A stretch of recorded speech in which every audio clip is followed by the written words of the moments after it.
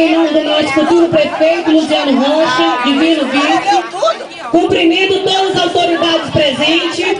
Cumprimento também todos os povoados, Marilândia, Mineirópolis e Baianópolis.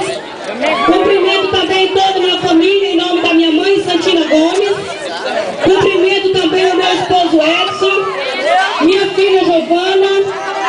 Cumprimento também a família do meu esposo, em nome do meu sogro José Vieira. Amigos eleitores, em breves palavras, quero aqui mais uma vez pedir o voto de confiança de cada um de vocês, para que eu possa dar continuidade naquela casa, trabalhando pelo nosso município e pela nossa cidade.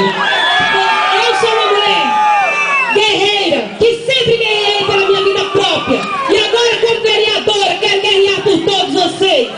Trabalho com clareza, com honestidade, e aqui eu peço o voto 45.657, e o voto do meu candidato a prefeito 45, Luciano Rocha, e o meu nome